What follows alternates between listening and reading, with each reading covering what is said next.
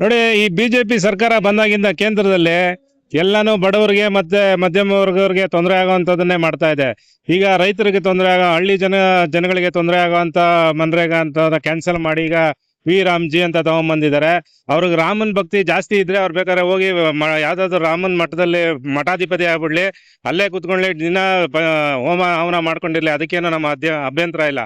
ಈಗ ಮಹಾತ್ಮ ಗಾಂಧಿ ಅವರಿಗೆ ರೆಸ್ಪೆಕ್ಟ್ ಕೊಟ್ಟು ಬಡವರಿಗೆ ಅನುಕೂಲ ಆಗ್ಲಿ ಅಂತ ಒಂದು ಒಂದು ಒಂದು ಯೋಜನೆ ತಂದಿದ್ರು. ಅದನ್ನ ರೀನೇಮ್ ಮಾಡಿ ಅದರಲ್ಲಿ ಇದ್ದಿದ್ದ ವರ್ಕಿಂಗ್ ಪಾಲಿಸಿನೇ ಚೇಂಜ್ ಮಾಡೋ ಅಂತ ಅವಶ್ಯಕತೆ ಏನು ಇರಲಿಲ್ಲ. ಈಗ ಏನ್ ಮಾಡಿದಾರೆ ಅಂದ್ರೆ, ಈಗ ರಾಜ್ಯ ಸರ್ಕಾರದ ಮೇಲೂ ಅಷ್ಟೇ 40% ಅದು ಅದ್ರ ಯೋಜನೆಯಲ್ಲಿ ಏನು ಖರ್ಚಿದೆ ಅದು ರಾಜ್ಯ ಸರ್ಕಾರ ಭರಿಸಬೇಕು ಅಂತ ರಾಜ್ಯ ಸರ್ಕಾರದ ಕನ್ಸೆಂಟ್ ಇಲ್ದೇನೆ ಇವರೇ ನಿರ್ಧಾರ. ಇದೇನು ಸೂಚಿಸುತ್ತೆ ಅಂದ್ರೆ ಡಿಕ್ಟೇಟರ್ಶಿಪ್. ನಾನು ಹೇಳಿದೀನಿ, ನೀನ್ ಮಾಡ್ಬೇಕು. ರಾಜ್ಯ ಸರ್ಕಾರಗಳನ್ನ ತನ್ನ ಆಧೀನದಲ್ಲಿ ಇಟ್ಕೊಂತಾರೆ. ಇದು ಯೂನಿಯನ್ ಗವರ್ಮೆಂಟ್ ಅಲ್ಲ, ಇದೊಂಥರ ಡಿಕ್ಟೇಟರ್ ಗವರ್ಮೆಂಟ್ ತರ ಮಾಡಿದ್ದಾರೆ. ಮತ್ತು ನಮ್ಮ ರಾಷ್ಟ್ರದ ಹೆಮ್ಮೆಯ ವ್ಯಕ್ತಿಯಾಗಿದ್ದಂತ ಮಹಾತ್ಮ ಗಾಂಧಿ ಅವರ ಹೆಸರಲ್ಲಿ ಇದ್ದಿದ್ದ ಯೋಜನೆ, ಅವರು ಗೋಡ್ಸೆ RSS ಗೋಡ್ಸೆ ಇನ್ಫ್ಲೂಯೆನ್ಸ್ ಇರೋದಕ್ಕೇನೆ ಮಹಾತ್ಮ ಗಾಂಧಿ ಹೆಸರನ್ನ ಅಷ್ಟು ಈಸಿಯಾಗಿ ತೆಗೆದಾಕ್ಬಿಟ್ರು. ಬೇರೆ ಯಾರಾಗಿದ್ರು ಅಷ್ಟು ಈಸಿಯಾಗಿ ತೆಗಿತಾ ಇರ್ಲಿಲ್ಲ. ಮಹಾತ್ಮ ಗಾಂಧಿ ಹೆಸರನ್ನ ತೆಗೆದಾಕ್ತಾರೆ. ಪಾರ್ಲಿಮೆಂಟ್ ಅಲ್ಲಿ ನೆಹರು ಮೊದಲ ಪ್ರಧಾನ ಮಂತ್ರಿ ಅಂದ್ಬಿಟ್ಟು ಅವ್ರದ್ದು ಫೋಟೋ ಇರುತ್ತೆ, ಅದನ್ನ ತೆಗೆದಾಕ್ತಾರೆ. ಬರೀ ಇದೇ ಕೆಲಸ. ನೀವು ಕಾಂಗ್ರೆಸ್ ಅವ್ರದ್ದು ಫೋಟೋ ತೆಗಿಬಹುದು ಅಥವಾ ರೀನೇಮ್ ಮಾಡಬಹುದು. ನೀವು ಹೊಸದಾಗಿ ಯಾವ್ದು ಒಳ್ಳೆ ಯೋಜನೆಗಳು ತರ ಅಷ್ಟು ಕೆಪಾಸಿಟಿನೂ ಇಲ್ಲ ನಿಮ್ಗೆ, ಅಷ್ಟು ಎಜುಕೇಶನ್ ಇಲ್ಲ, ಅಷ್ಟು ದೂರದೃಷ್ಟಿನೂ ಇಲ್ಲ, ಅಷ್ಟು ಬುದ್ಧಿನೂ ಇಲ್ಲ ನಿಮ್ಗೆ. ಬಡವರ ಪರವಾದ ಕಾಳಜಿನೂ ಇಲ್ಲ, ರೈತರ ಪರವಾದ ಕಾಳಜಿನೂ ಇಲ್ಲ. ಇದ್ರ ವಿರುದ್ಧವಾಗಿ ನಾವು ಕಾಂಗ್ರೆಸ್ ಪಕ್ಷದವರು, ಕಾರ್ಯಕರ್ತರು, ರೈತರ ಪರವಾಗಿ ಮತ್ತೆ ನಮ್ಮ ಪಕ್ಷದ ವತಿಯಿಂದ ಪ್ರತಿಭಟನೆ ಹಮ್ಮಿಕೊಂಡಿದ್ದೀವಿ. ಮಹಾತ್ಮ ಗಾಂಧಿ ಅವರ ಹೆಸರನ್ನ ತೆಗೆದಿರೋದು ಅದ್ರ ವಿರುದ್ಧವಾಗಿ. ಮತ್ತೆ ಪಾಲಿಸಿಯಲ್ಲಿ ಮಾಡಿರೋ ಬದಲಾವಣೆಗಳು, ಈಗ ಮೊದ್ಲೇನಿತ್ತು ಅಂದ್ರೆ ವರ್ಷಕ್ಕೆ 100 ದಿನ ಕೆಲಸ ಕೊಡ್ಲೇಬೇಕಾಗಿತ್ತು ರೈತರಿಗೆ, ಆ ತರ ಪಾಲಿಸಿ ಇತ್ತು. ಈಗೇನಿದ್ರೆ ಅದನ್ನ ಚೇಂಜ್ ಮಾಡಿ ಕೆಲಸ ಇದ್ರೆ ಕೊಡೋದು, ಕೆಲಸ ಇಲ್ಲ ಅಂದ್ರೆ ಇಲ್ಲ. ಮತ್ತೆ ಮೊದಲು ಅವ್ರ ಜಮೀನಲ್ಲಿ ಆ ಊರುಗಳಲ್ಲೇ ಕೆಲಸ ಮಾಡ್ಕೊಂಡ್ರು, ಅದನ್ನು ಮ್ಯಾನ್ ಅವರ್ಸ್ ಅಂತ ಕನ್ಸಿಡರ್ ಮಾಡಿ ಅವ್ರ ಅಕೌಂಟ್ಗೆ ಡೈರೆಕ್ಟ್ ಆಗಿ ಪೇಮೆಂಟ್ ಹೋಗ್ತಾ ಇತ್ತು. ಈಗ ಆ ತರ ಇಲ್ಲ. ಈಗ ಅವ್ರು ಎಲ್ಲಿ ಕರೀತಾರೋ ಅವ್ರು ಯಾವ್ದೇ ಊರಿಗೆ ಕರಿಬೋದು, ಒಂದು ತಾಲೂಕಿಂದ ಇನ್ನೊಂದು ತಾಲೂಕು ಕರಿಬೋದು, ಅಥವಾ ಬೇರೆ ಡಿಸ್ಟ್ರಿಕ್ಟ್ಗೆ ಕರಿಬೋದು. ಅಲ್ಲೂ ಕೆಲಸ ಮಾಡಕ್ ಆಗುತ್ತಾ ಬಡವರು ರೈತರು? ಅವ್ರು ಬೆಳಗ್ಗೆ ಬಂದು ಕೆಲಸ ಮಾಡಿ ಮತ್ತೆ ಸಾಯಂಕಾಲ ಹೋಗೋ ತರ ಇರ್ಬೇಕು. ಇವ್ರು ಮಾಡೋದು, ಅವ್ರಿಗೆ ಎಲ್ಲಿ ಕೆಲಸ ಕೊಡ್ತಾರೆ ಅಲ್ಲಿ ಹೋಗಿ ಮಾಡ್ತಾರೆ. ಆತರ ಹೋದಾಗ ಗುಳೆ ಹೋಗ್ತಾರೆ ಜನ, ಅವ್ರ ಊರಲ್ಲೇ ಯಾಕಿರ್ತಾರೆ?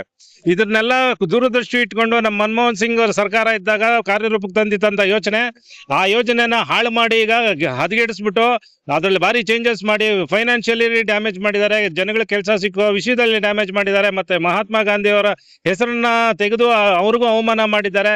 ಇದು ಬರೀ ಮಹಾತ್ಮ ಗಾಂಧಿ ಅವ್ರಿಗೆ ಅಲ್ಲ, ಇದು ದೇಶಕ್ಕೆ ಮಾಡಿರೋ ಅವಮಾನ. ಇಂಥವ್ರಿಗೆ ತಕ್ಷಣ ಬುದ್ಧಿ ಕಲಿಸ್ಬೇಕು. ನಾನು KR-ಪುರಂ ಅಂದ DK ಮೋಹನ್ ಬಾಬು ಅವರ ನೇತೃತ್ವದಲ್ಲಿ ಬಂದಿದ್ದೀವಿ.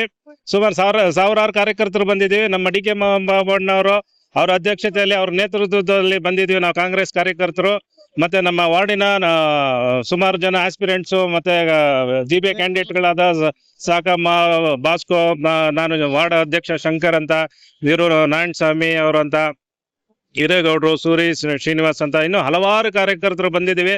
ಇದನ್ನ ನಾವು ಖಂಡಿಸ್ತೀವಿ. ಇದ್ರ ವಿರುದ್ಧವಾಗಿ ಪ್ರತಿಭಟನೆ ಮತ್ತೆ ರಾಜಭವನ ಚಲೋ ಅಂತ ಮಾಡ್ತಾ ಇದ್ದೀವಿ.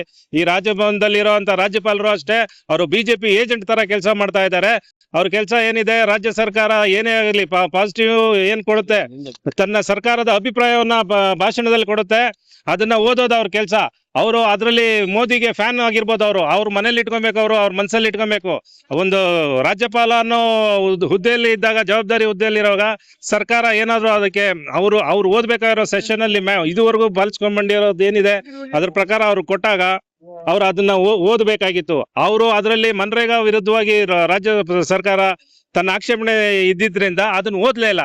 ಇದು ಅವರ ಮೋದಿಗೆ ಭಕ್ತಿ, ಮತ್ತೆ ಅಮಿತ್ ಶಾಗೆ, ಬಿಜೆಪಿಗೆ RSS ಭಕ್ತಿ ತೋರ್ಸಕ್ ಹೋಗಿ ನಮ್ಮ ರಾಜ್ಯದ ಜನಗಳಿಗೆ ಅನ್ಯಾಯ ಮಾಡ್ತಾ ಇದೆ. ನಮ್ಮ ರಾಜ್ಯ ಸರ್ಕಾರ ಈ ಚುನಾವಣೆ ಜನಗಳು ಎಲೆಕ್ಟ್ ಮಾಡಿರೋ ಸರ್ಕಾರಕ್ಕೂ ಅವಮಾನ ಮಾಡ್ತಿದ್ದಾರೆ.